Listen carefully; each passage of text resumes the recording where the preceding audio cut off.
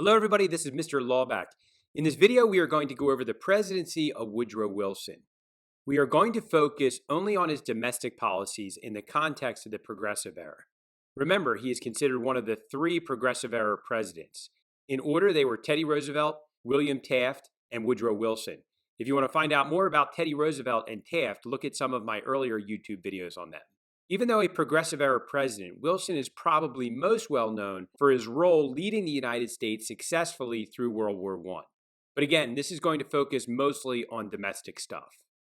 This video will play more like a podcast and will not have much in the way of images and text on the screen. So think of it more as a listening activity. Let's start with a little bit about the background of Woodrow Wilson. He was the 28th president, served 2 terms, and was only the second Democratic president since the Civil War. Prior to becoming president of the United States, he was the president of Princeton University and was a well-known academic regarding political science. He also spent time at local Bryn Mawr College. Wilson was the governor of New Jersey. As we saw earlier in the Taft video, the Republican Party was split going into the election of 1912. Taft was the Republican nominee, and Teddy Roosevelt was the nominee for the Bull Moose or Progressive Party, which was a splinter party off of the Republican Party. This split the Republican Party votes, allowing Woodrow Wilson, a Democrat, to win. In addition to Wilson winning, Democrats took control of both chambers of Congress as well. Once in office, Wilson launched a vigorous legislative offensive against what he called the triple wall of privilege: tariffs, the banks, and trusts. First to address was tariffs. Roosevelt failed to address the issue of tariff reform. In contrast, Wilson successfully persuaded Congress to lower tariff rates to 8% in the form of the Underwood Tariff of 1913.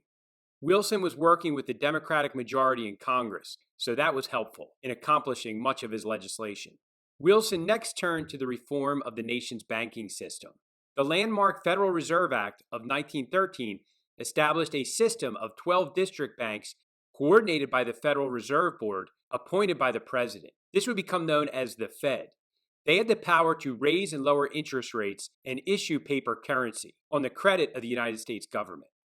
These financial tools enabled the Federal Reserve Board to control both credit and the supply of money, and hopefully flexibility and stability in the economy. The Fed today is used in a very similar fashion and implements fiscal and monetary policy for the United States.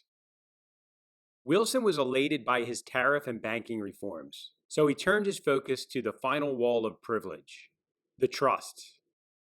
The Clayton Antitrust Act of 1914 strengthened the Sherman Antitrust Act by prohibiting price discrimination and preventing interlocking directorates or leaders between large companies. The Clayton Antitrust Act specifically exempted labor unions from antitrust prosecutions, which was seen as a big victory for the labor movement. So the Clayton Antitrust Act of 1914 was very important. The Child Labor Act, long favored by settlement house workers and labor unions alike, was enacted in 1916. It prohibited the shipment of interstate commerce of products manufactured by children under the age of 14. However, the Supreme Court ruled this unconstitutional. While Wilson was president when the 18th Amendment was ratified, he did speak out against the prohibition, but he could not prevent it from becoming the law of the land. So remember, Wilson was president when the prohibition started. Wilson did, in fact, help pass the 19th Amendment, which provided universal women's suffrage, a long-term goal that was finally obviously reached by the women's suffrage movement. He threw his support behind it when earlier in his presidency he was a little reluctant. The end of World War I helped for its passage as well, which we will talk more about when we get to World War I.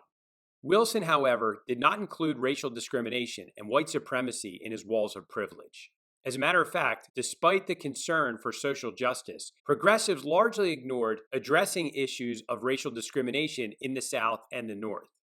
As a matter of fact, while president, Wilson took steps to increase segregation in the federal government. So some big takeaways. Wilson was the only Democratic Progressive Era president and is more known for his international accomplishments, namely leading the U.S. during World War I. He did, however, have many accomplishments on the progressive front. When it came to race relations, Wilson did not have a great record. Wilson reflected the entrenched racial attitudes of his time. So I hope this helps everybody better understand the presidency of Woodrow Wilson in the context of the Progressive Era. Have a great rest of the day.